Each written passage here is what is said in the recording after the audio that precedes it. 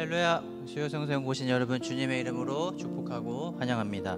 7월에도 주님의 은혜와 축복이 여러분 삶과 가정에 넘치기를 주님의 이름으로 축복합니다. 우리 시간 찬송 407장, 찬송가 407장 구주와 함께 나 죽었으니 같이 찬양하며로 오늘 수요성소 연구 하나님 앞에 드리도록 하겠습니다.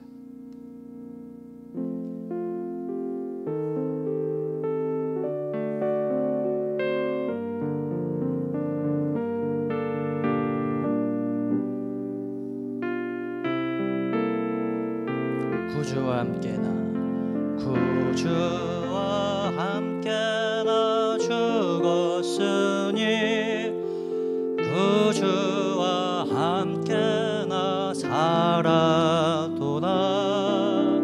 영광의 그날에 이르도록 언제나 주만 바라봅니다. 언제나 주는 날 사랑하사 언제나 새 생명 주시나니 영광의 그날에 이르도록 언제나 주만 바라봅니다. 2절 맘속에 시험을 받을 때와 무거운 근심이 있을 때에 주께서 그때도 같이 하사 언제나 나를 도와주시네. 언제나 주는 날 사랑하사 언제나 새 생명 주시나니 영광의 그날에 이르도록 언제나 주만 바라봅니다. 뼈 아픈 눈물을 흘릴 때와 쓰라린 마음으로 단식할 때 주께서 그때도 같이 하사 언제나 나를 생각하시네. 언제나 주는 날 사랑하사 언제나 새 생명 주시나니 영광의 그날에 이르도록 언제나 주만 바라봅니다. 내 몸의 약함을 아시는 주 못 고칠 질병이 아주 없네.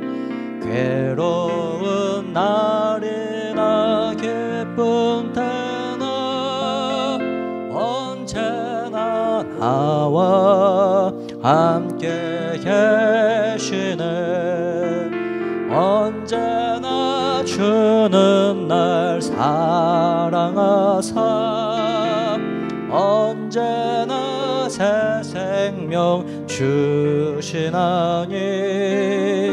영광의 그날에 이르도록 언제나 주만 바라봅니다.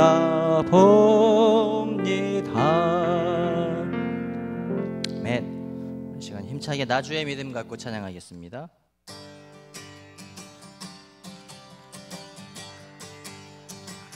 나 주의 믿음 갖고 홀로 걸어도 나 주의 믿음 갖고 실망치 않네.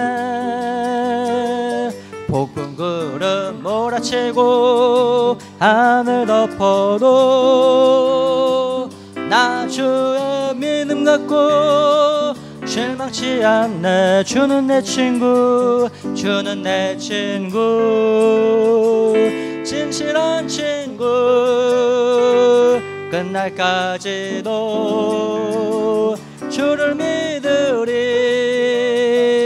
폭풍 구름 몰아치고 하늘 덮어도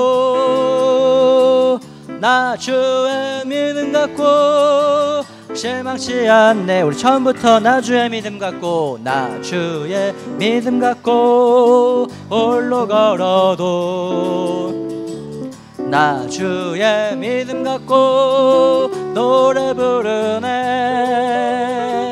폭풍 구름 몰아치고 하늘 덮어도 나 주의 믿음 갖고 실망치 않네. 주는 내 친구, 주는 내 친구, 진실한 친구. 세상 끝까지 주를 믿으리. 폭풍 구름 몰아치고 하늘 덮어도 나 주의 믿음 갖고 실망치 않네. 폭풍 구름 몰아치고, 폭풍 구름 몰아치고 하늘 덮어도 나 주의 믿음 갖고 실망치 않네.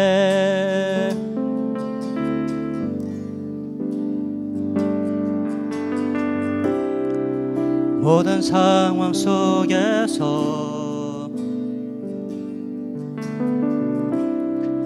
주를 찬양할지라.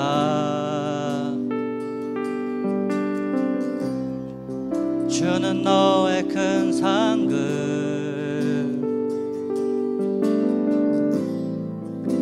큰 도움이시라. 주의 얼굴 구할 때, 주의 얼굴 구할 때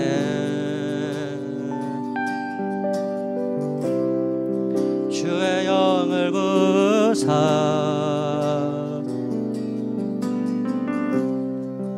크신 사랑 안에서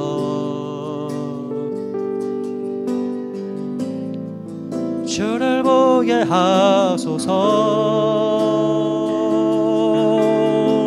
내 영혼이 확정되고, 내 영혼이 확정되고 확정되어 싸우니 믿음의 눈 들어 주를 바라봅니다.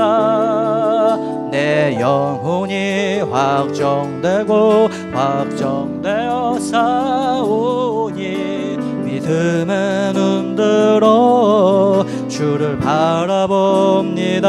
내 영혼이 확정되고, 내 영혼이 확정되고 확정되어 싸우니 믿음의 눈 들어 주를 바라봅니다. 내 영혼이 확정되고 확정되어 싸우니 믿음의 눈 들어 주를 바라보. 마지막으로 내 영혼이 확정되고, 내 영혼이 확정되고 확정되어 싸우니 믿음의 눈 들어 주를 바라봅니다.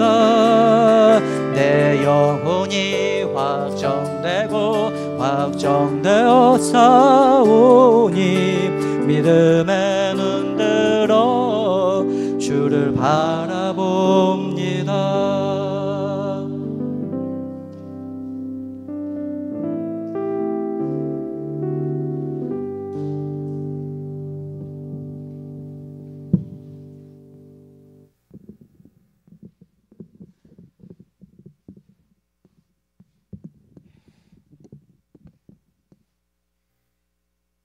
이제 시간이 되었으므로 조용한 기도로 7월 5일 수요 성서 연구 예배를 시작하도록 하겠습니다.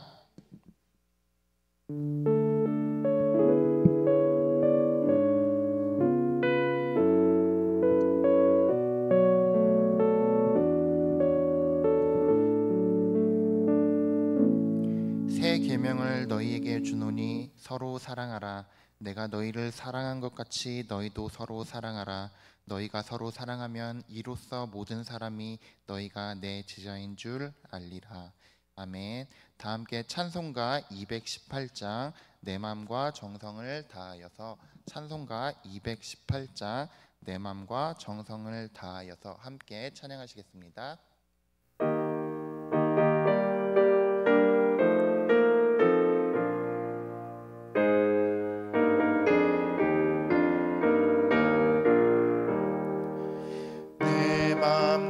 정성을 다하여서 주 너의 하나님을 사랑하라.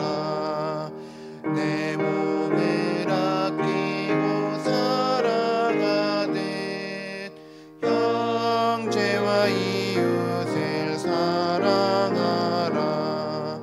주께서 우리에게 명하시니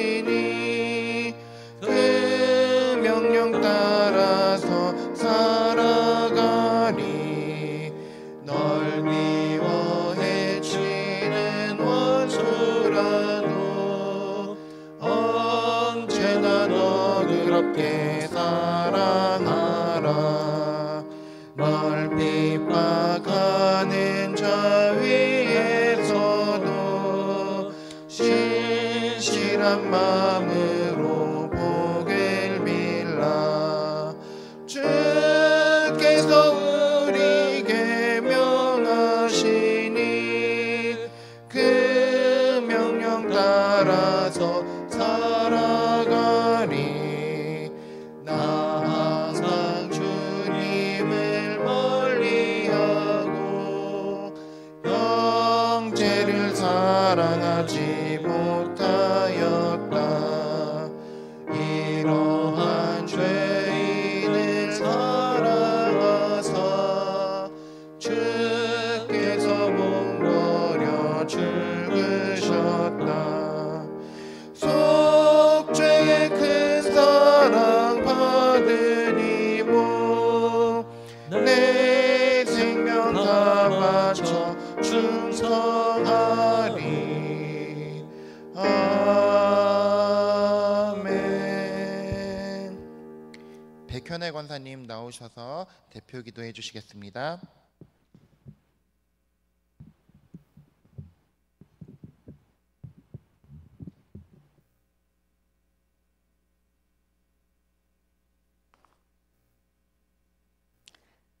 이 시간 저희를 거룩한 주님의 성전에 모여 예배드리게 하여 주심을 감사와 찬양을 올려드립니다.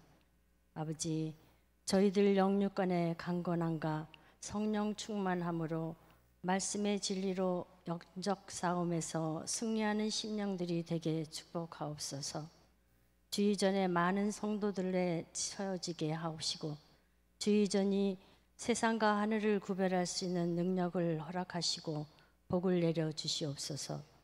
저희들 입과 마음으로 지은 죄 회개하여 주시옵고 십자가의 보혈로 깨끗하게 하사 하나님 아버지와의 관계가 회복되는 역사 있게 하옵소서.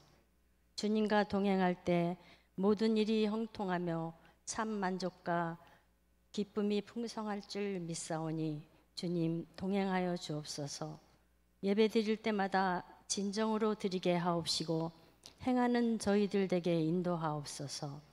호흡이 있는 자마다 여호와를 찬송하라 하신 주님, 나의 뜻을 버리고 주님이 참 제자답게 생명을 살리는 영적 축복의 통로가 되는 귀한 성도님들 되도록 축복하옵소서. 심령이 약한 상한 자에게는 위로를, 육신의 고통이 있는 자에게는 보혈로 깨끗하게 하사 독수리 날갯짓 같은 쓰임을 허락하시옵소서.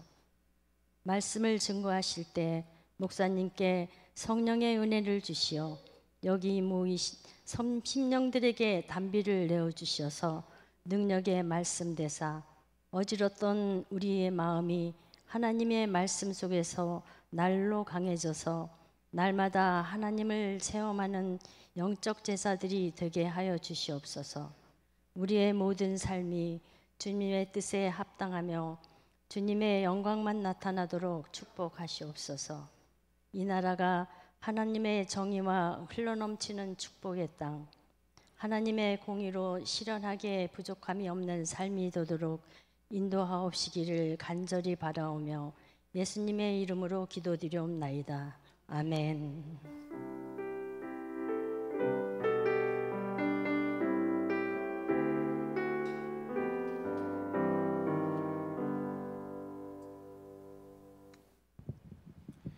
오늘 하나님께서 우리에게 주신 말씀 고린도전서 16장 13절에서 14절까지의 말씀입니다. 고린도전서 16장 13절에서 14절까지의 말씀입니다. 우리 두 절이기 때문에 함께 한 목소리로 합독하도록 하겠습니다. 고린도전서 16장 13절로 14절까지의 말씀입니다. 깨어 믿음에 굳게 서서 남자답게 강건하라. 너희 모든 일을 사랑으로 행하라. 아멘. 이는 살아계신 하나님의 말씀입니다. 제7 여성교회, 8 여성교회 함께 특송해 주시고 최성원 목사님께서 지난 시간에 이어 현대교회의 거울 고린도교회라는 제목 두 번째 시간으로 말씀 전해 주시겠습니다.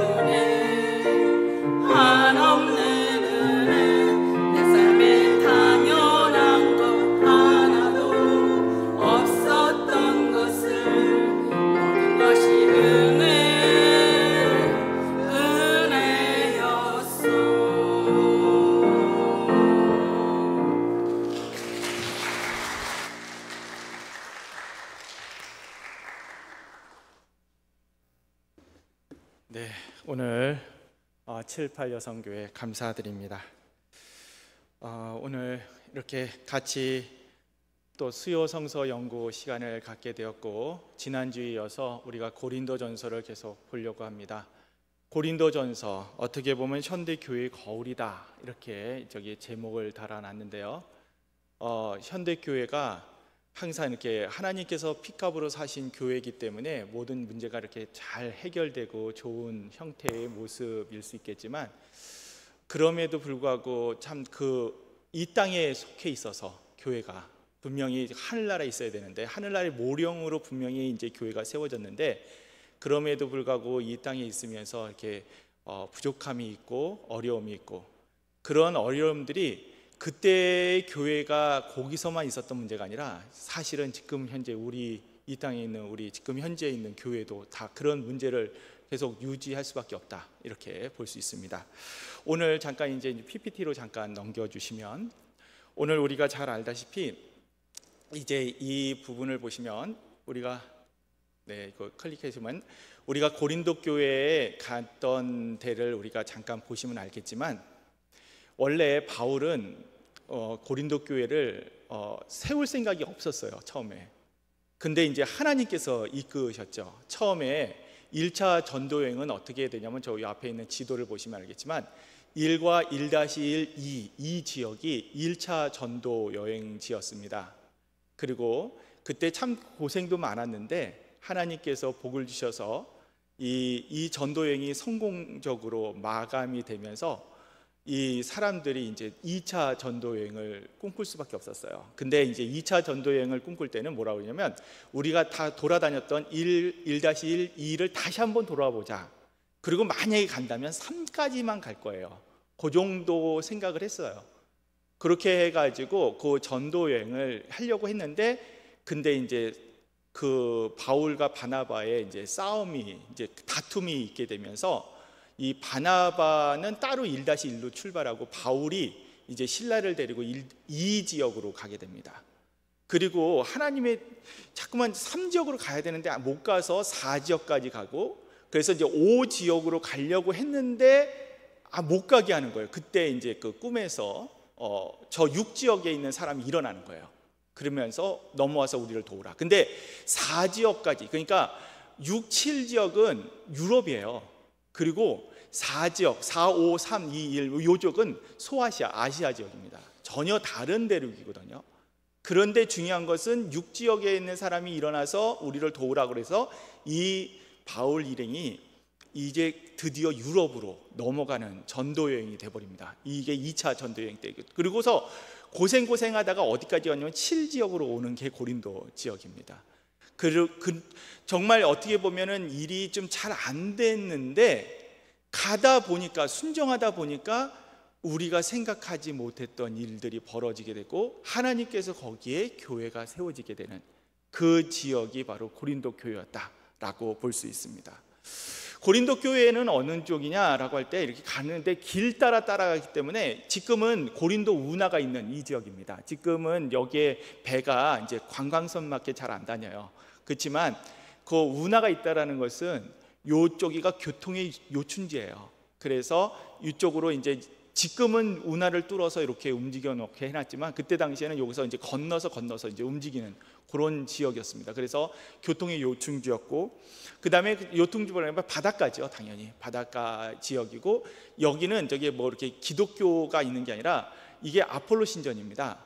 그 태양의 신이죠. 그 이방 신들을 믿었던 곳인데, 이게 바울이 전하기 전 한 500-600년 전에 미리 이미 전해졌고 그런 엄청난 땅입니다. 그런 저기 아폴로 신을 믿고 그리스 신들 뭐 이런 신들을 다 믿었던 이런 지역입니다. 이런 곳에 가가지고 하나님 말씀을 전하기 시작했다라고 볼 수 있습니다.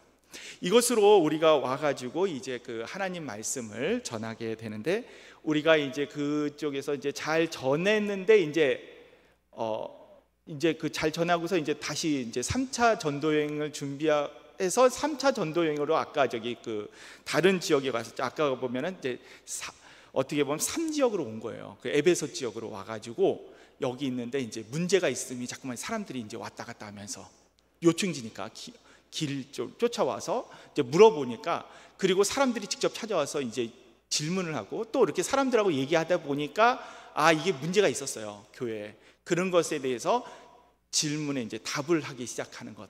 그리고 뿐만 아니라 또 이제 문제가 있었던 것을 들었던 것에 대해서 답을 쓴 것. 이게 바로 고린도전서입니다. 그래서 고린도전서의 특징이 뭐냐면 상황이 있어요. 그냥 내 생각을 가지고서 그냥 이렇게 쓴 게 아니고 어떠한 문제가 있고 요거에 대해서 어떻게 좀 신앙적으로 지침을 주는 거죠. 이렇게 했으면 좋겠다. 우리도 그렇습니다. 우리의 상황을 다 빼버리고 살 수 있는 게 아니고 우리는 항상 어떠한 상황이 있고 그 상황에 대해서 어떻게 믿음으로 반응할 것인가. 이게 바로 이런 문제죠. 그런 것 중에 우리가 지난주까지는 뭘 봤냐면 교회의 일치와 질서에 대해서 살펴봤습니다. 그러면 이제 두 번째 이제 그 부분인데요. 우리가 잘 알다시피 이제 우리가 이제 PPT 돌려주셔야 되는데, 네, 그렇게 보시면은 이제 첫 번째 주제 우리가 교회의 일치와 질서 요 부분입니다. 요거를 살펴봤어요. 우리가 이제 이것을 지난주에 살펴봤다면 오늘은 어디를 보여야 되냐면 교회에 나타난 이제 문제가 어떤 문제가 있었고 어떤 답변을 하는데 요걸 보면서 우리가 봐야 될 게 있습니다. 그게 뭐냐면 우리 교회에서 만약에 이런 문제는 똑같이 이렇게 반응하면 좋겠다가 아니라 어떻게 반응하면서 믿음을 어떻게 반응했는지를 한번 보자는 거예요. 그러면서 우리가 가지고 있었던 문제들을 어떻게 믿음으로 반응하면 정말 하나님의 기쁨이 되고 이 교회가 세워지는 방향으로 갈 것인가 라는 것을 보게 된다는 거죠. 이런 것들로 오늘 살펴보려고 합니다. 오늘 잘 알겠지만 이제 그 하나님 말씀, 자 이제 9번부터 이제 한번 읽어보겠습니다. 우리 같이 한번 이제 문제 중에 이제 드디어 답변 문제를 시작을 하는 거예요. 같이 한번 읽어보겠습니다. 5장 1절인데요. 시작. 너희 중에 심지어 음행이 있다 함을 들으니 이런 음행은 이방인 중에서도 없는 것이라 누가 그 아버지 아내를 취하였다 하는도다. 네, 요 부분이 이제 그 첫 번째 이제 문제로 답을 시작을 하는 거예요. 여기서 잘 보시면은 심지어 음행이 있다 이런데 음행 문제가 이제 그 문제가 되는데 이 음행 문제 중에 가장 큰 것 중에 하나가 뭐냐면 누가 그 아버지 아내를 취하였다 이렇게 하니까 그 어머니와 같이 살았다 뭐 이런 분위기입니다. 아들이 이거는 여러분 이게 어떤 의미일까 이렇게 보는데 친어머니하고 같이 사는 게 아니고 그때 당시에 계모가 의외로 많이 있어요. 그러니까 이제 아버지가 이제 다시 재혼을 하거나 그래서 이제 어머니가 다시 생겼는데 근데 이 아버지가 어떻게 됐는지는 성경 말씀에 거기 내용은 없어요.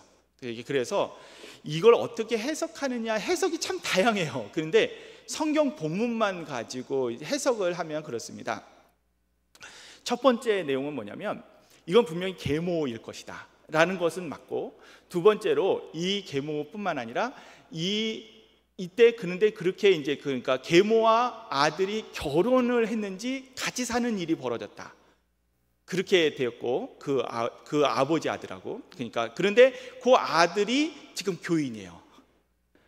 이게 문제입니다. 세상에서 그렇게 살든 말든 뭐 그런 일들이 벌어지든 말든 뭐 그것은 남의 문제인데 이게 교인이니까 문제가 생기는 거예요.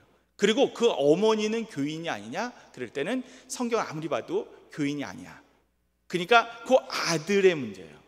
이걸 어떻게 처리할 것이냐. 평상시 문제 같으면은 해결을 그냥 이렇게 안 믿는 사람이라면 세상이 그렇게 타락했으니까 그렇게 살아 이렇게 되면 되는데 여기 교인이고 그 교인 중에서 우리가 다 아는 사람인데 요 사람이 그 문제가 걸린 거예요. 다른 거에 크게 걸리지는 않았습니다. 그러니까 참 이걸 해결을 못하니까 쫓아내지 못하는 거야. 이런 일이 벌어진 겁니다. 그랬을 때 여기에 이제 몇 가지 문제가 있는데 첫 번째는 우리가 알지 못하는 건 뭐냐면 계모는 맞는데 이 아버지가 돌아가셨는지 안 돌아가셨는지 몰라요. 아버지가 안 돌아가셨으면은 이게 더 큰 문제야. 그리고 만약에 아버지가 돌아가셨는데 계모와 같이 산다면 그러면 요거는 당시 로마의 그 뭐하고 관련되냐면 상속제도와 관련됩니다. 대부분 상속제도는 아들한테 안 가고요. 특히 아들이 이게 성인이 아니냐 이것도 차이가 있고요. 참 애매합니다. 그리고 또 이제 그 상속제도를 거기 해가지고 제가 지난 주간에 이 교환은 사실은 지난주에 이제 한 주간 전에 벌써 다 만들어서 이제 그 초반을 이렇게 어떻게 자를 것인가 생각을 했는데, 그래서 로마 상속법을 다 읽어봤습니다. 그러면서 제가 느낀 게 뭐냐면, 왜 로마 상속법 갖고서 다른 사람들이 얘기를 했는지를 이해가 된 거예요. 그게 뭐냐면, 실질적으로 이게 상속제도로 아버지 재산인데 이게 결혼하는 순간 다 아내한테 넘어가 버리면 얘가 애매해진 거예요. 그래서 누구하고 같이 살아야 돼요? 어머니하고 살아야죠. 이런 일이 벌어질 수 있었다는 거죠.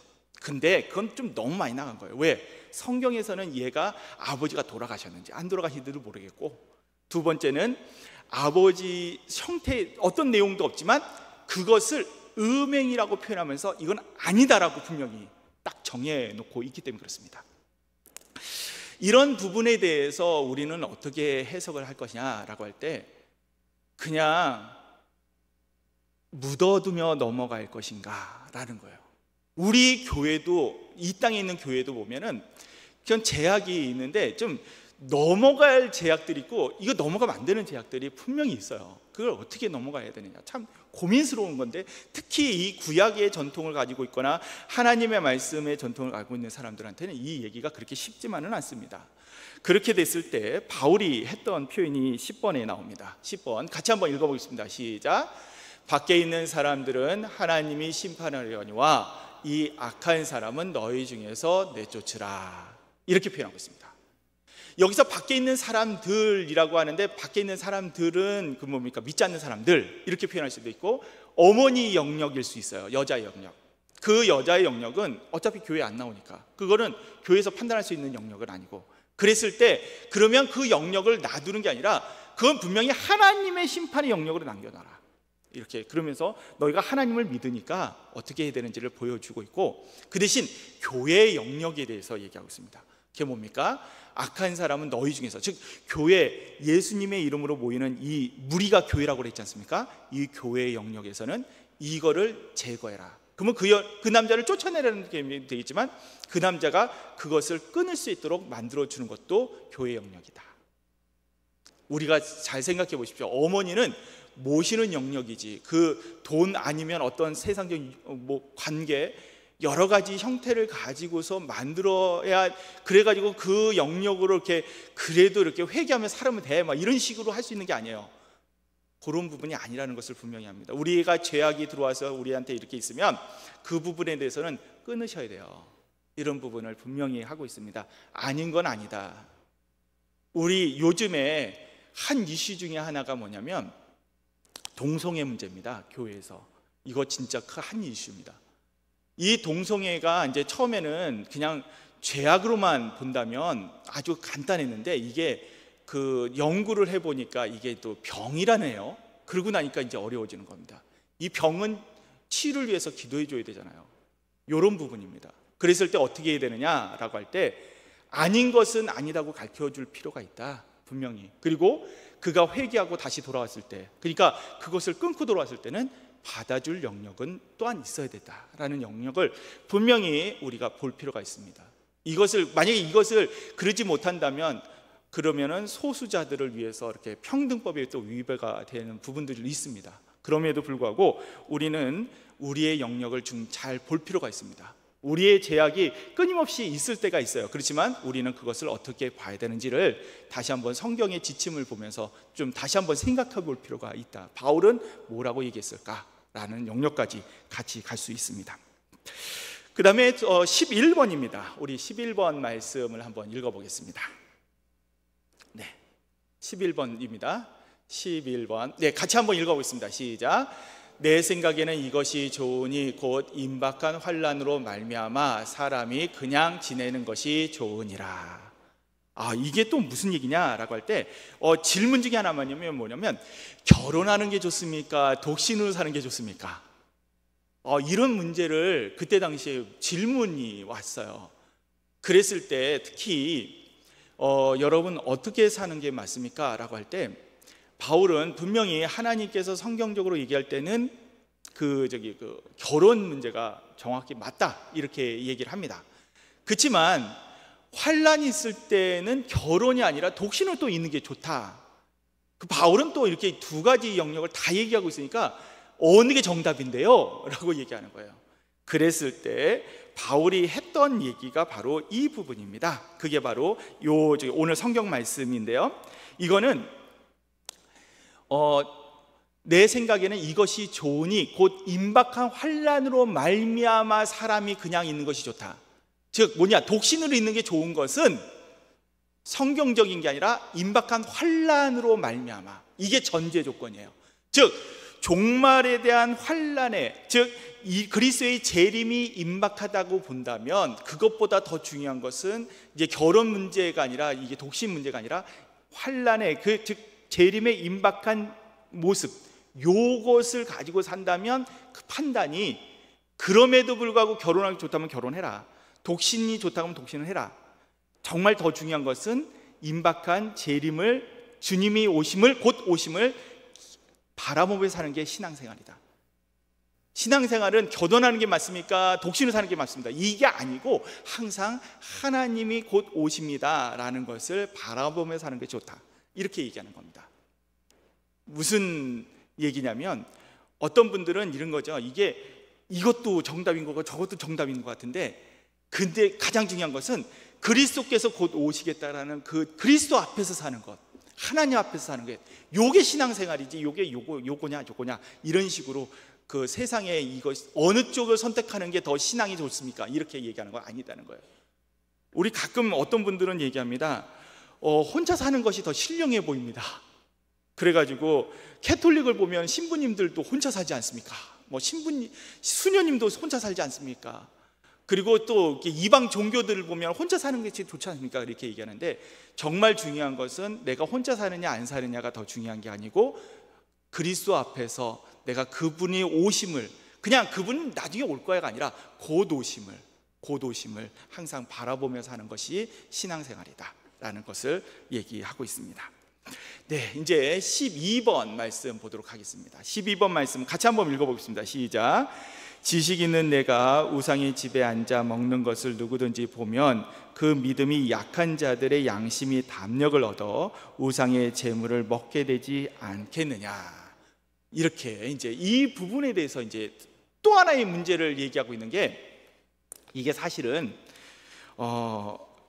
오늘 이 성찬 얘기와 관련돼 있습니다.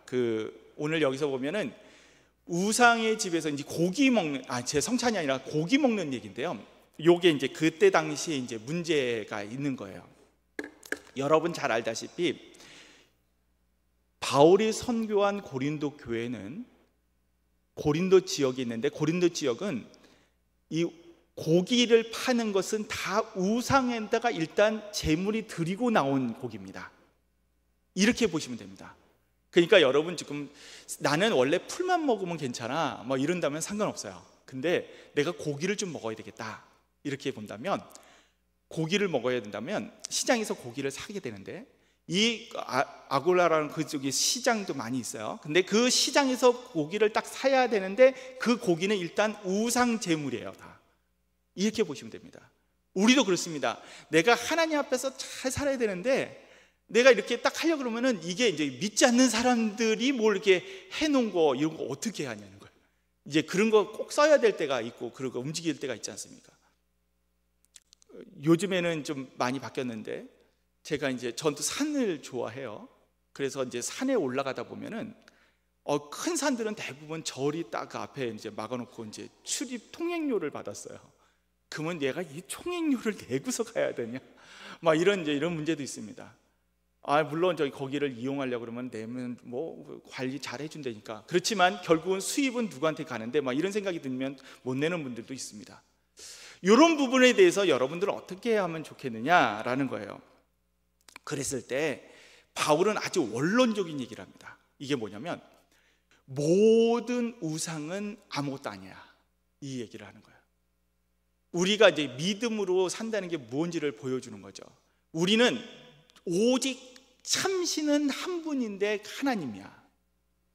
그것을 믿는다면, 그러면 내가 무엇을 먹느냐 무엇을 행하느냐가 구원의 영역하고 상관없어. 내가 고기를 먹든 안 먹든, 그럼에도 불구하고 나는 구원하고는 상관이 없어요.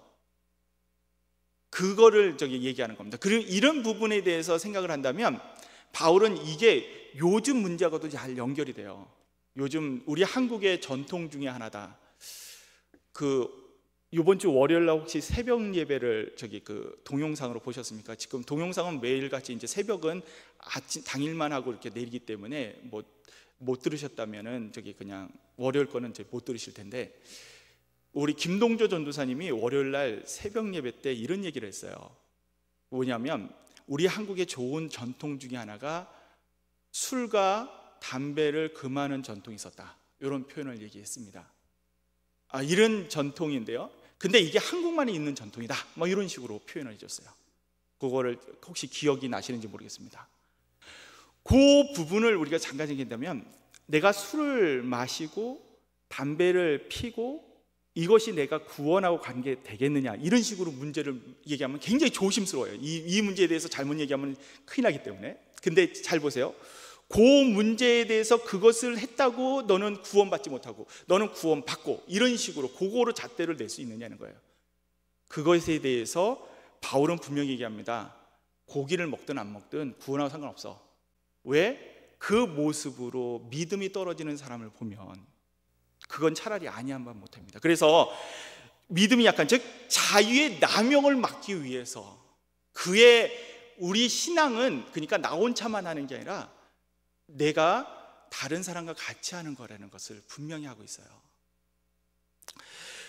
우리가 정말 중요한 것은 신앙생활은 혼자 하는 게 아니라는 거예요. 교회는 보면은 나만 잘 믿으면 된다고 그러는데 놀라운 것은 여러분들의 모습을 가지고 그 모습을 보이면서 다른 사람이 그걸 그렇게 믿어가요. 저렇게 섬기는 거구나, 저렇게 믿는 거구나, 저럴 때 저렇게 하는 거구나. 우리 한국에 초기 기독교가 들어왔을 때 많은 사람들이 주의를 목숨 걸고 지켰어요. 많은 사람들이 금주하면서, 그리고 어떻게 보면 담배 피지 않으면서 염세주의에 빠져 있었거든요. 그렇지만 그게 아니라 우리는 그때 그걸 보면서 염세주의, 세상은 안 된다고 이렇게 한탄하고 있는 구한말 그 일제치하 때가 아니라, 강제 경력기가 아니라, 그때도 하나님 말씀으로 우리가 같이 서야 돼. 이 모습에 그 모습 보면서 믿는 사람이 저렇게 사는 거지, 그거 보는 거예요. 그래서 교회는 직분을 줄 때도요, 처음에는 봉사의 직분을 줘요, 집사님.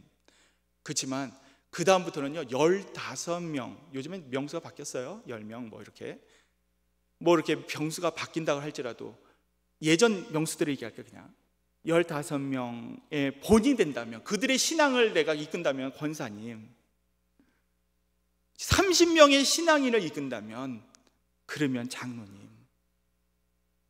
우리가 정말 이 직분이라는 것은 그냥 받는 게 아니고 그들의 믿음을 지키는 거예요. 그래서 30명 중에 누가 안 왔다면 그분을 위해서 반드시 기도해주고 연락하고 그들의 믿음을 세우려고 노력하는 것, 이게 직분자라는 거예요.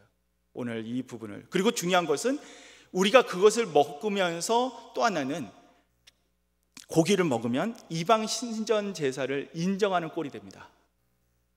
그래서 그것도 안 되는 것도 있습니다. 그럼에도 불구하고 우리는 이런 부분들, 그래서 신앙생활에는 혼자 하는 것이 아니다. 즉 나는 능력이 있어가지고 내가 권리가 있기 때문에 그걸 받을 수 있는 권리도 있어요. 여러분 여기서는 잘 안 하는데, 제가 군대에 갔는데 자주 교회 갈 수 있는 데는 아니었어요. 제가 가지고 저희 부대는 교회가 없었어요. 그러니까 저희 부대하고 가까운 부대로 가야 되는데, 그 부대에 누가 나왔냐면 그때 당시에 저희는 사단에 소속해 있는데 사단장님이 나오셨어요. 사단장이 나왔어요. 그 사단에서는 제일 높으신 분이 나오신 거예요.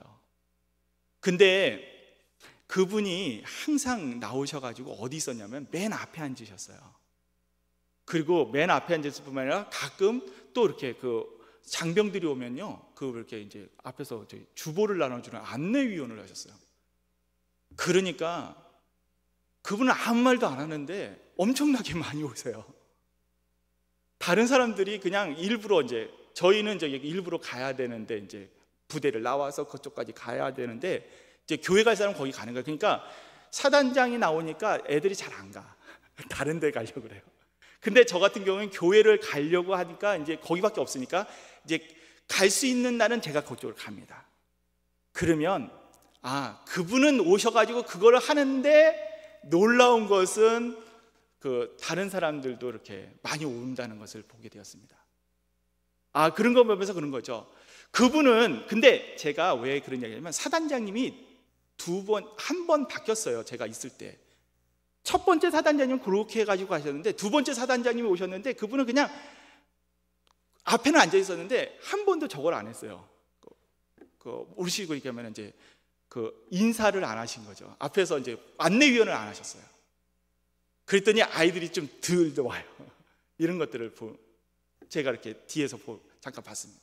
이런 걸 보면서 분명히 그냥 앉아만 있어도 되는데, 맞아요, 앉아만 있어도 돼요.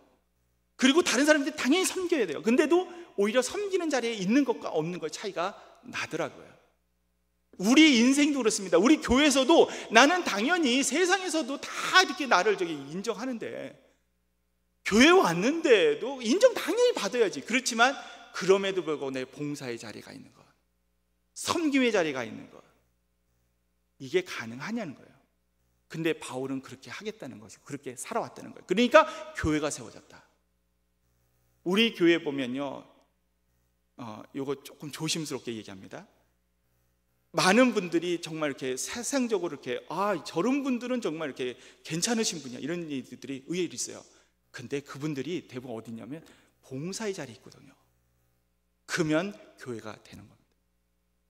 바울도 그렇게 얘기합니다. 내가 모든 사람 앞에서 자유로우나, 나 이렇게 권리도 있고 막 할 수 있어. 그렇지만 스스로 모든 사람이 종이 된 것은, 내가 그래도 종이 된 것은 더 많은 사람을 얻고자 함이라. 내가 실질적으로 복음의 장애가 되지 않으려고 했다. 그런 순간 하나님께서는 그 교회를 세우셨다. 요즘 교회도 보면은 어떤 교회가 정말 쓰는 교회인가라는 것을 보여주는 대목입니다. 그래서 루터도 그렇게 얘기합니다. 기독자의 자유에 보면 나는 그리스도 안에서 모든 것이 자유롭다. 그러나 그리스도 때문에 모든 사람의 종이 된다. 이게 기독자의 자유다. 이렇게 표현하고 있습니다. 오늘 참 이런 부분들을 우리가 놓치지 않길 바랍니다. 14번 말씀 한번 읽어보겠습니다. 이게 지금 시간이 많지 않기 때문에 고린도전서를 오늘 다 봐야 돼요. 우리 다음 주 시간에는 제 영역이 아니거든요. 자, 이제 한동안 잘 볼 수 있도록 보겠습니다. 14번 같이 한번 읽어보겠습니다. 시작. 그러나 그들의 다수를 하나님이 기뻐하지 아니하셨으므로 그들이 광야에서 멸망을 받았느니라. 아멘. 이 자유 부분하고 계속 연결해서 이런 얘기를 합니다. 이스라엘 사람들은 선택을 받았어. 그러나 자유를 남용했어. 책임을 지지 않았다는 거죠. 선택과 함께 책임을 지지 않으니까, 그러니까 광야에서 다 망했어. 오늘도 우리도 진정으로 하나님께 선택받아서 은혜로 세워졌으면 그것과 함께 이제는 책임지는 신앙으로서 나아가야 된다. 이런 고린도 교회의 경고 얘기입니다. 자, 이 다음에 15번입니다. 같이 한번 읽어보겠습니다. 시작. 그러나 나는 너희가 알기를 원하노니 각 남자의 머리는 그리스도시요 여자의 머리는 남자요 그리스도의 머리는 하나님이시니라. 아멘. 오늘 이 부분 여러분 잘 알다시피 이건 굉장히 성적인 차별 발언입니다. 그런데 교회 어떻게 성경에도 이런 내용이 있어요? 막 이렇게 따지는 분들이 있어요. 근데요, 그때 당시의 문화가 이래요. 굉장히 가부장적이고, 당시 노예하고 여성들은요 남자의 소유물로 인정됐던 시대입니다. 그런 시대에 그때 여성의 동등권을 얘기하고 있고, 교역자 중에는, 동역자 중에는 여성을 세우는 바울의 모습을 보면서 야, 이게 신기하다고 그래야 돼요. 이게 신기한 게 아니라 이게 바로 세상을 뛰어넘는 방식이었다는 거예요. 당시의 문화는 이거보다 더한데도 이걸 움직였다. 그건 뒤집어서 얘기하면 이렇게 하라는 게 아니라 실질적으로 잘 다시 한번 말씀을 보면 남자의 머리는 그리스도다. 맞죠? 근데 여자의 머리는 남자인데 그 남자가 어디로 연결되어 있습니까? 그 그리스도가 하나님께 연결되어 있으니까 결국은 연결고리 속에서 하나님을 바라봐라. 이 여성을 이렇게 보고 있어요. 이런 것들까지도 우리가 봐야 된다는 겁니다. 그래서 바울은 철저하게 여성도 동역자로 세워서 같이 일하는 것을 보게 됩니다. 유대인들도 여성 되게 중요하게 여겼지만, 그러나 율법 연구할 때는요, 남자들, 성인 남자들 10명 만을 유지하지 않으면 회당이 안 이루어져요. 이런 것들을 보시면서 그때 당시의 문화를 한번 생각해 보시면, 바울이 지금 무슨 얘기를 하고 있는지를 보여주는데, 계속 우리는 누구하고 연결되냐? 그리스도하고 연결되어 있다. 이런 것들을 연결하고 있습니다. 자, 16번입니다. 16번. 이는 먹을 때에 각각 자기의 만찬을 먼저 갖다 먹음으로 어떤 사람은 시장하고 어떤 사람은 취함이라. 이 부분에 대해서는요, 오늘 이게 성만찬 부분도 연결되겠지만 당시에 문화를 한번 생각해 보자는 거예요. 잘 알다시피 고린도 교회는요, 그 부자 사람도 있고 자유인도 있겠지만 대부분 사람들은 노예였어요. 예수님을 믿는 사람들 중에는 하층민이 많았어요. 그리고 그때 당시에는 문화가 뭐였냐면 만찬이 중요했어요. 그러니까 식사가 항상 있었어요, 모임에. 그런데 그러면 식사를 준비할 때 여러분 누가 준비해 올 수 있냐면 노예들이 준비해 올 수는 없어요. 그러니까 대부분 그래도 이제 담당할 수 있는 사람들이 담당해요. 교회도 보면은 담당할 수 있는 사람이 담당해요. 시간적으로 아니면은 물질적으로 이런 감당할 수 있는 사람들이 교회를 더 크게 담당할 수 있어요. 그러면 여러분들이 이 식사 모임이 언제면 점심한 저녁에 이루어졌는데 대부분 그러면은 이제 노예들은 주인의 식사를 다 이제 일도 다 할 뿐만 아니라 주인의 식사까지 끝내야 모일 수 있었어요. 그러니까 평상시에 음식을 준비해 올 수 있는 사람들은 시간 내에 올 수 있었고, 노예들은 대부분 식사 시간에 못 올 수도 있었어요. 일이 늦게 끝나거나 아니면 주인의 식사 시중이 늦게 끝나면 늦게 모일 수밖에 없는데, 중요한 것은 모였을 때 이 사람들이 뭘 했냐면 가지고 있는 음식을 먹었거든요. 예를 들면 이런 얘기죠. 한 20명 정도 모이는 가정교회예요. 그러면 음식을 준비하는 사람은 몇 인분을 준비해야 돼요? 당연히 20명분을 준비해야죠. 근데 딱 왔는데 보니까 5명이 지금 늦게 오네. 기다려도 안 오네. 그럼 어떻게 됩니까? 먹어야죠. 그래도 먹다 보니까 20명에서 15명이 20명분을 다 먹었어요. 그리고 다 먹고 가만히 생각해 보니까, 근데 그때 다 먹고 이제 정리하고 보니까 그때 헐렁부통 다 온 거예요. 3명, 4명, 뭐 이렇게 해가 5명 온 거예요. 그러면은 온 사람들은 뭡니까? 여태까지 일하고 그 다음에 시중 돌고 밥도 못 먹고 뛰어왔는데 먹을 게 없네. 거기에는 포도주도 있는데, 그리고 누구는 여기서 이렇게 열심히 먹을 때 포도주를 또 단뜩 마셔가지고 누구는 취하고 배부르고, 너무 배불러서 이거 큰일 났다, 이거 허리띠 풀러야 되는데, 이런 일이 벌어지고, 누구는 배고프고 서럽고 울고 있는 이런 모습들이 있다는 거예요. 그런 일이 있을 때 여러분 같으면 어떻게 해결되는 거예요? 그랬을 때 너희들 이렇게 하지 말라는 거예요. 안 왔다고 다 먹어버리는 이런 게 아니라는 거예요. 먹을 데가 없어서 여기 왔느냐, 이런, 나중에 아주 그 내용들을 보면 되게 문체가 굉장히 거칠어요. 이건 뒤집어서 얘기하면요, 이 얘기를 들었을 때 바울이 정말 이렇게 뚜껑이 열리신 것 같아요. 화가 많이 났어요. 원래 의도는 같이 먹고 같이 예배 드리는 모습인데 먹을 데가 없어가지고 여기 와서 이렇게 먹냐, 이런 분위기는 다른 얘기를 우리 하는 것을 보게 됩니다. 이런 것들을 우리가 본다면 이게 교회가 어떻게 가야 되는지를 보여주고 있죠. 그들을 남겨야 되죠. 그들을 위해서 준비해 줘야 되고, 이런 것들 항상. 그러니까 교회는 뭐냐면 힘들고 모이기 힘들고 어려운 이 사람들, 어떤 분들은 이렇게 항상 늦게 오는 분들이 있어요. 원래 성격이 이제 항상 늦게 오시는 분들이 있어요. 제가 학교를 가까이서 봐서 합니다. 제가 고등학교 때는요, 제가 초등학교 때부터는 점점 이렇게 학교를 점점 좀 가까이 간 게 멀 때부터 가까이로 왔어요. 왜냐하면 초등학교 때는요, 걸어서 제가 기억에, 지금도 제 걸음으로 걸었을 때 초등학교까지 가는 거리가 제가 한 40분에서 50분은 걸어가야 됐어요. 뭐 차 타고 갈 수 있는 거리가 아니었어요. 차편은 없기 때문에. 그런데 중학교가 되니까 그거보다 조금 가까워졌어요. 근데 고등학교가 되니까 진짜 더 가까워져가지고 제가 고등학교 때까지 교문까지 거리가 1분이고요. 교문에서부터 저기 올라가는 데까지 9분 걸렸습니다. 그러니까 저기 그 교문에서 보통 이렇게 잡거든요, 사람들이. 그래가지고 교문에서 이렇게 교문까지는 한 1분에서 2분이면 가요. 그리고 거기서부터 9분에서 10분 정도 올라가야 이제 학교 이제 그 반으로 들어가니까요. 근데 제가 꼭 10분씩 지각했습니다. 이게 제가 해보니까 알겠더라고요. 아, 가까우니까 마지막까지 버텼다가 가는 거예요. 왜냐하면 그때 당시에는 7시 10분까지 학교를 오라 그래가지고요, 제가 꼭 7시 10분에 출발을 해가지고 10분씩 지각했던 기억이 있습니다. 그러면은 근데 중요한 것은요, 보통 30분에 이제 보통 소리가 되고 30분부터 이제 뭐 이렇게 뭐가 되는데, 근데 이제 선생님이 제 집을 알았어요. 그 다음부터 저는 소리가 안 됐어요, 절대로. 그랬던 기억이 있습니다.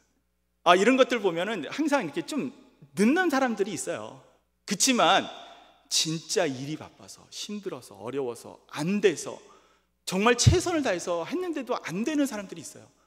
그런 사람들을 위해서는 정말 더 빨리 하라고 얘기할 게 아니라 그들을 배려해주고 품어주셔야 돼요.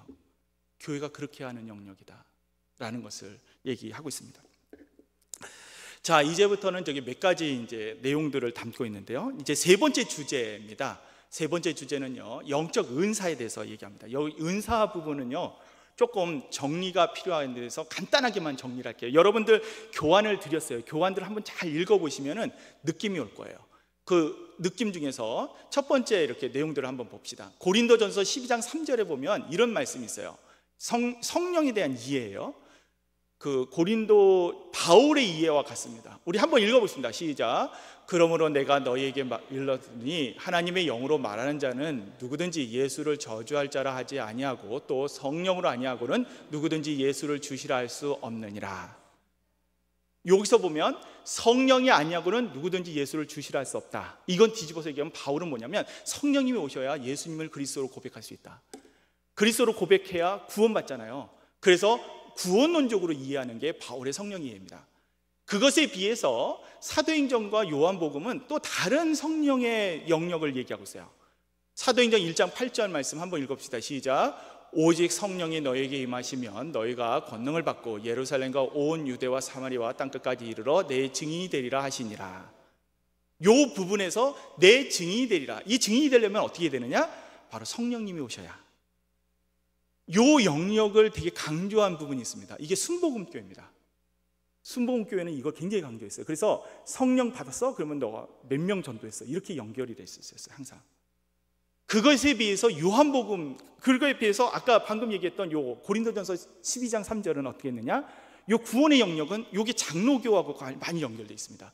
그래서 옛날에 저도 이제 많이 가봤지만 하늘산 기도원 같은 데 가시면은 이게 성령 받으라고 하면서 방언 받으라고 그러고, 그것을 왜 그렇게 강조하냐면 간단합니다. 그 구원하고 연결돼 있으니까. 구원 받으라는 얘기입니다. 그때 당시에 성령 받으라는 구원 받으라, 이렇게 영역하고 같이 연결돼 있습니다. 이게 바울적인 성령 이해입니다. 그것에 비해서 사도행전은 증인이 되는 거예요. 그거와 함께 요한복음 14장 26절입니다. 같이 읽겠습니다. 시작. 보혜사 곧 아버지께서 내 이름으로 보내실 성령, 그가 너희에게 모든 것을 가르치고 내가 너희에게 말한 모든 것을 생각나게 하리라. 이 보혜사 성령 이해, 이게 바로 사실은 감리교적인 성령 이해입니다. 실질적으로 그분이 도우시는 거예요. 보혜사, 헬퍼. 도우는데 어떻게 도우냐면 가르침으로. 누구를 가르칩니까? 하나님을 가르쳐주고, 그리고 하나님이 하시는 일을 생각나게 하고, 나를 어디로 가르칩니까? 진리와 생명으로 인도하시고. 그래서 성령이 오시면 내가 이제 믿음의 길로 가는 거예요, 제대로. 성령님이 아닌 내 힘이 아니고, 이런 이해가 있어요. 그러니까 바울적인 성령 이해, 누가적인, 사도행전은 누가적인 성령 이해입니다. 요한적인 성령 이해. 성령 이해는 사실 여러 성령 이해가 있지만 성경을 보면 대표적인 성경 말씀은 이런 겁니다. 그것에 비해서 우리가 잘 알다시피 다음 번째 보시면 은사는 다른 거예요. 요 은사는 성령님이 오시면서 나타나는 현상입니다. 성령은 하나님의 영이기 때문에 우린 몰라요. 그렇지만 은사는 은사를 보니까 성령이 오셨다는 거예요. 왜? 하나님은 우리가 인지할 수가 없어요. 그렇지만 은사는 그게 오니까 성령님이 오셨을 때 나타나는 현상으로 나타나니까 알겠는 거예요. 그래서 은사가 되게 중요해요. 은사는 카리스마라고 이제 번역하는데, 그러므로 12장 31절 한번 읽어봅시다. 시작. 너희는 더욱 큰 은사를 사모하라. 내가 또한 가장 좋은 길을 너희에게 보이리라. 이렇게 얘기하면서 큰 은사를 사모하라는데, 여기 카리스마타예요. 사실은 너희는 더욱 큰 은사들을 사모하라, 이렇게 얘기하면서 은사는 여러 개다라는 것을 여기 복수로 해놨는데, 이제 굳이 이제 안 써놨죠. 그리고 여기서 좋은 길, 호도스인데 이건 단수로 써 있어요. 그래서 우리가 은사와 성령을 좀 정확히 구분할 필요가 있고, 그 다음에 바울은 얘기하면서 사랑이 뭔가, 은사도 중요하지만, 은사들 중요하지만 이것이 정말 좋은 길로서 내용을 찾아라, 이렇게 표현하면서 그가 얘기한 게 뭐냐면, 그래서 이제 고린도전서 1장 13장이 나오는 거예요. 사랑장은 뭐냐면, 사랑은 은사냐 그랬을 때, 아까 여기서는 사랑은 여기 단수잖아요. 그러니까 호도스예요. 그러니까 사랑은 은사가 아니야. 그러니까 길이야. 근데 은사를 은사되게 만드는 길이야. 이런 식으로 보시면 되겠습니다. 자, 13장 그래서 은사를 나오는데 13장 1절 한번 읽어봅시다. 시작. 내가 사람의 방언과 천사의 말을 할지라도 사랑이 없으면 소리나는 구리와 울리는 꽹과리가 되고, 여기서 방언 은사 맞아요. 천사의 말 은사 맞아요. 그렇지만 사랑이 없으면, 즉 사랑이라는 호도스가 있어야 된다, 이렇게 표현하고 있습니다. 자, 이제 또 이렇게 2절 말씀 시작. 내가 예언하는 능력이 있어 모든 비밀과 모든 지식을 알고 또 산을 옮길 만한 모든 믿음이 있을지라도 사랑이 없으면 내가 아무것도 아니요. 여기서 보면 예언 은사고, 여기서 믿음이라는 것이 은사냐 그랬을 때는 나중에 믿음, 소망, 사랑에서 이렇게 보면 또 아닐 수도 있어요. 그렇지만 바울은 지금 현재 은사를 지금 쭉 써내서 믿음도 은사로 볼 수 있다, 이렇게 바울은 잠깐 생각하는 거예요. 그렇지만 그것이 은사예요. 믿음도 그러니까 내가 만드는 게 아니에요. 하나님의 은혜를 주셔야 돼요. 근데 그게 사랑이 없으면 아무것도 아니다. 그러니까 은사가 믿음이 돼야 되고, 예언이 되려면 사랑이 있어야 된다, 이렇게 하고 있죠. 3절 말씀 한번 얘기해 봅시다. 시작. 내가 내게 있는 모든 것으로 구제하고 또 내 몸을 불사르게 내어줄지라도 사랑이 없으면 내게 아무 유익이 없느니라. 여기서 구제, 이것도 은사라는 거예요. 잘 돕는 사람들, 봉사하는 사람들, 이거 사실 은사니까 하는 거예요. 은사 없으면 안 돼요. 그리고 또 내 몸을 불사르게 내어줄지라도, 이게 뭡니까? 순교예요. 순교. 그때 당시에는 순교, 이것도 순교도 은사라는 거예요. 은사 없이 순교 되겠냐는 거예요. 지금도 마음이 아픈 것 중에 순교하신 분들 보면 눈물이 많이 나요. 믿음을 위해서 그렇게 사신 분들. 근데 중요한 것은 그것도 은사다. 왜? 그렇기 때문에 그것이 진짜 멋있게 되려면 사랑이 거기에 있어야 된다. 그러면서 호도스를 얘기합니다. 호도스, 즉 우리가 잘 아는 이 은사를 얘기한다면, 그 은사가 이제 그 사랑으로 움직여야 된다라는 얘기를 하면서, 그래서 뒤집어서 얘기합니다. 교회가 정리를, 바울은 이렇게 얘기해요. 구원론으로서 성령을 이해하고, 이 성령님이 오셨는지 안 오는지를 모르기 위해서는 뭘 합니까? 그 사람은 거기서 은사를 보면 알 수 있다. 은사들이에요. 그리고 은사들이 진짜 은사가 되기 위해서는 뭐가 해야 되느냐? 거기에는 사랑을 담는 은사로 만들어 가야 된다. 사랑의 은사를 주옵소서가 아니라 모든 은사에 사랑을 내가 누릴 수 있도록 해야 된다. 그래서 이제 옛날의 주석들을 보면 이게 사랑도 은사라고 얘기하는데, 요즘 주석들은 다 사랑은 은사가 아니에요. 호도스. 왜? 은사, 카리스마타, 이제 그 복수가 카리스마의 복수죠. 이게 은사들하고 연결돼 있고, 은사하고 연결돼 있고, 호도스, 즉 사랑은 다 단수로 연결돼 있어서, 그러니까 우리가 단수와 복수라는 이 원문을 보면은 그냥 한 번에 이해가 되는데, 그냥 이렇게 잘못 이해됐던 부분이라 해서 이 주석은 다 바뀌었습니다. 지금 옛날 주석 남아 있어서 어떤 분들은 사랑은 은사라고 얘기하는데 그렇지 않습니다. 내가 가지고 있는 은사가 진짜 은사가 되기 위해서는 내가 아가페라고 하는 하나님의 요 사랑이 있어야 된다. 이렇게 연결을 하고 있습니다. 오늘 이런 부분 속에서 우리가 나머지 부분을 설명하겠는데요. 그 뒤에 보세요. 그 다음에 보면 17번입니다. 한번 읽어보겠습니다. 시작. 은사는 여러 가지나 성령은 같고, 그래서 성령에 의해서 은사가 주어진다. 정말 중요하고요. 그 다음에 중요한 것은 그때 당시에 사람들은요, 방언을 얘기하고 있어요. 근로자 얘기하고 있는데, 방언이 그때 당시에는 최고 은사라고 생각했어요. 그런 근건데요, 잘 보세요. 14장 2절 말씀 같이 읽어봅시다. 시작. 방언을 말하는 자는 사람에게 하지 아니하고 하나님께 하나니 이는 알아듣는 자가 없고 영으로 비밀을 말함이라. 그러면서 이 방언에 대한 무아지경을 얘기합니다. 그렇지만 정말 중요한 거 있어요. 방언 되게 중요하지만 한마디 더 하죠. 14장 4절 말씀 시작. 방언을 말하는 자는 이 덕을 세우고 예언하는 자는 교회의 덕을 세우나니. 그러면 이제 보세요. 이제 그가 이제 얘기하는 것이 이런 거예요. 자, 이제 그때 당시에 고린도 교회에서는요, 느낌이 뭐냐면 믿음이 좋은 사람은 방언하는 거야. 우리 한국에서도 예전에 그런 얘기들이 있었어요. 믿음 좋은 사람 다 방언해요. 그러니까 근데 이 방언이, 그러니까 방언도 보면은 어떤 사람들은 그럴싸하게 들려요. 우리가 들을 때, 사람이 들을 때, 그러면 정말 좋은 방언 받으신 거예요. 어떤 사람은 여기 좀 들어봤는데 이게 완전히 모스기호 같아. 그럴 때는 이제 이건 조금 방언 조금 더 다듬어줘야 돼. 막 이런 식으로 우리 막 그렇게 생각할 때가 있어요. 근데 이게 아니라는 거예요. 바울은 뭐라고 얘기하면 은사가 사람이 그렇게 판단하느냐. 하나님이 주시는 거는 아무리 작은 것도 큰데 그런 거 있잖아요. 그것을 얘기하면서 은사를 얘기할 때 가장 중요한 것은 이 은사를 가지고 덕을 세우느냐 안 세우느냐, 이 영역으로 가야 된다. 이렇게 얘기하고 있습니다. 여러분 잘 보시면은 우리가 항상 은사들을 사모하라고 바울이 얘기한 것처럼 우리는 은사를 사모해야 돼요.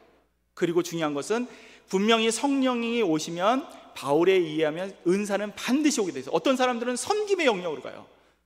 저도 그런 게 있는 것 같아요. 그래서 저는 아무래도 이렇게 설거지가 은혜일 때가 있어요. 그래서 제가 가끔씩 설거지 갑니다.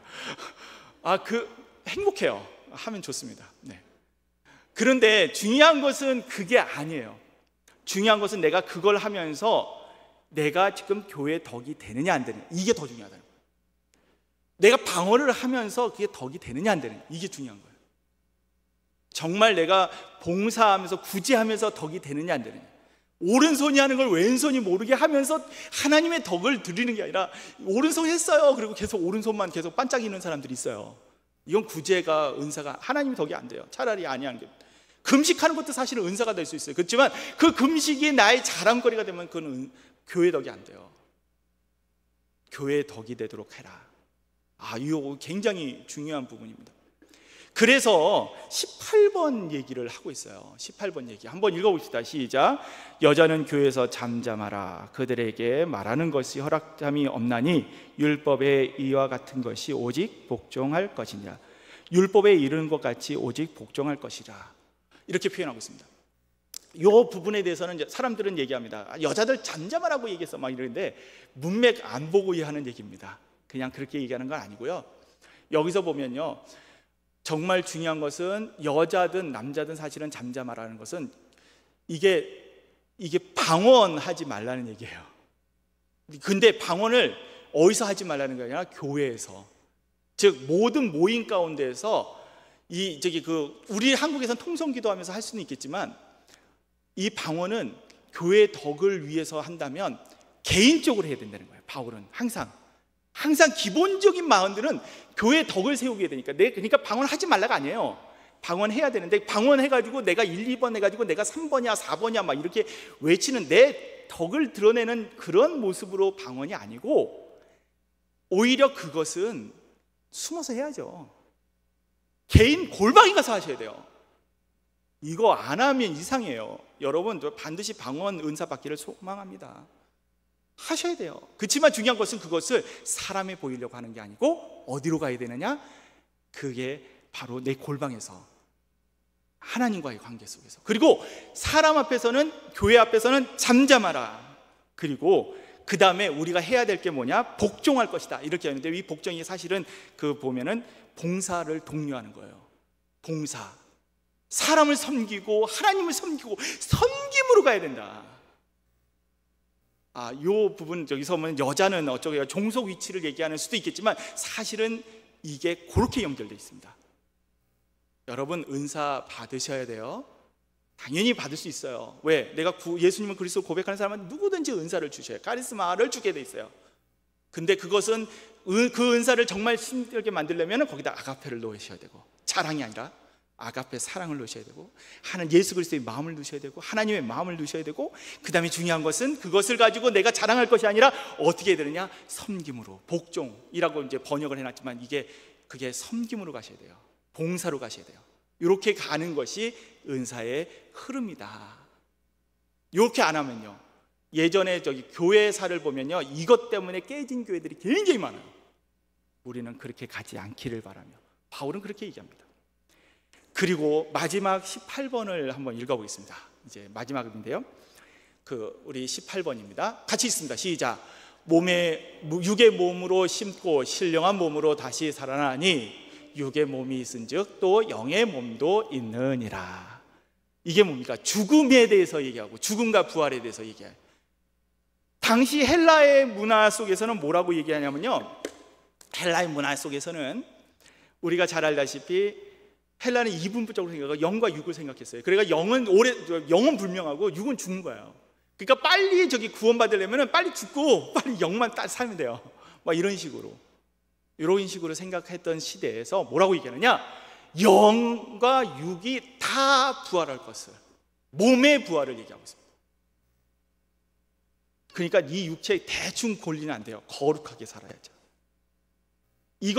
이미 이거 썩어서 없어질 거라고 하는데면 대충 굴리는 사람들이 있어요. 악에 그냥 속하게 만들어 놓고, 나는 영만 구원하면 막 예수님 믿는데 내 그 예수님만 믿으면 옛날에 잘못된 모습, 그거는 그냥 이미 다 이렇게 썩어질 거니까 괜찮고, 나는 이제 오히려 그냥 예수님 고백했으니까 난 구원 받을 거야, 막 이런 식으로. 그게 아니고 몸의 부활도 생각하기 때문에 이 몸이 거룩해지려고 회개도 할 때 거룩으로 가셔야죠. 이런 식으로 부활은 몸의 부활까지 같이 얘기하고 있다, 이렇게 하면서 내 거룩하게 살아야 될 이유가 여기에 있습니다. 내 몸도 부활할 거기 때문에, 영부활 때문에. 이런 식으로 바울은 연결해 놓고 있습니다. 오늘 우리는 계속해서 이제 사실은 이제 이렇게 살짝 이렇게 봤지만, 고린도 교회를 보면서 우리의 믿음이 지금 어떻게 가야 되는구나 라는 것에서 혹시 이렇게 포인트를 잡으셨다면 그 포인트를 가지고서 믿음을 조금 나아가시기 바랍니다. 그래가지고 우리의 믿음이 이제는 하나님의 기쁨으로, 분명히 고린도 교회는 우리한테 표현합니다. 지상의 교회 타락할 수 있어.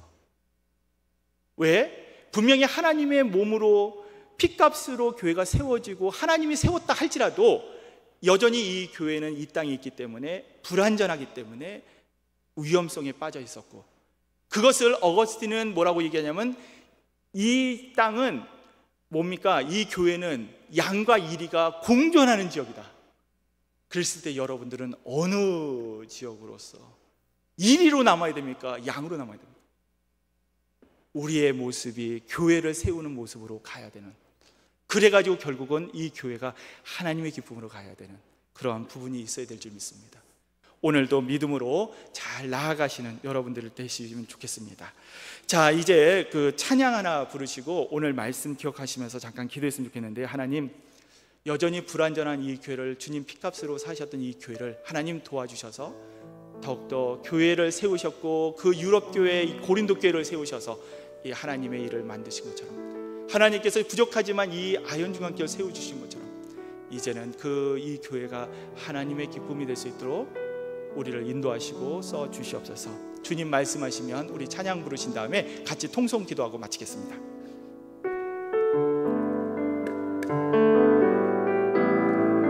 주님 말씀하시면, 주님 말씀하시면 내가 나아가리다. 주님 뜻이 아니면 내가 멈춰서리다. 나의 가고 서는 것 주님 뜻에 있으니, 오 주님 나를 이끄소서. 주님 말씀하시면, 다시 처음으로 갑니다. 주님 말씀하시면 내가 나아가리다. 주님 뜻이 아니면 내가 멈춰서리다.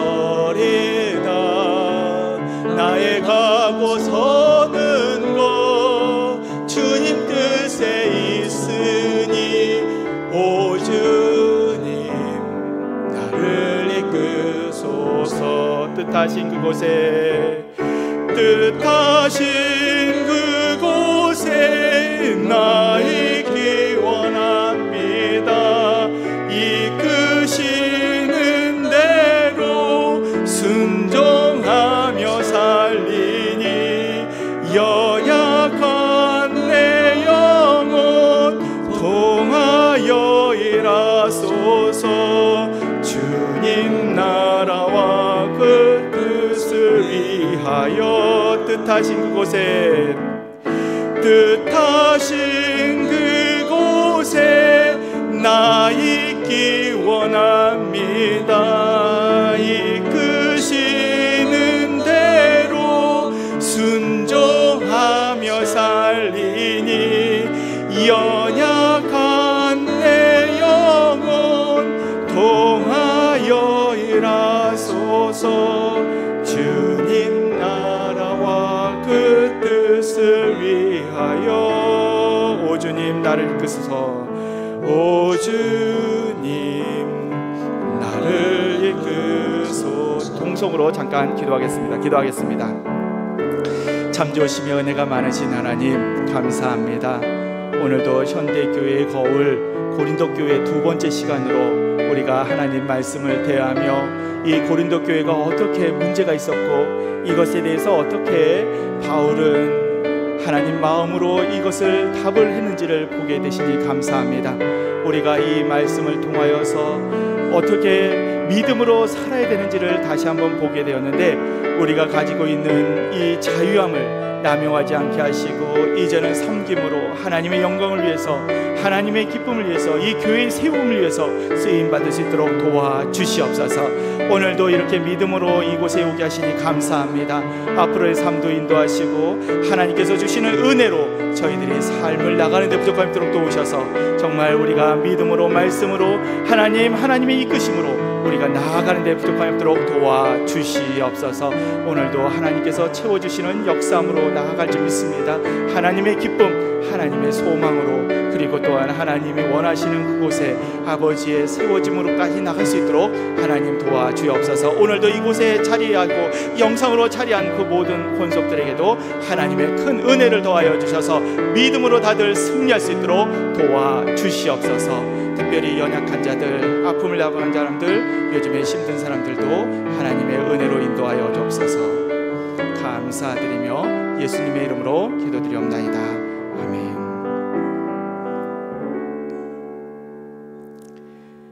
이제 주님이 가르쳐 주신 기도로 예배를 마치겠습니다. 하늘에 계신 우리 아버지시여, 이름이 거룩히 여김을 받으시오며 나라의 임하옵시며 뜻이 하늘에서 이룬 것 같이 땅에서도 이루어지이다. 오늘날 우리에게 일용할 양식을 주옵시고 우리가 우리에게 죄 지은 자를 사하여 준 것 같이 우리 죄를 사하여 주옵시고 우리를 시험에 들게 하지 마옵시고 다만 악에서 구하옵소서. 대개 나라와 권세와 영광이 아버지께 영원히 싸움나이다. 아멘.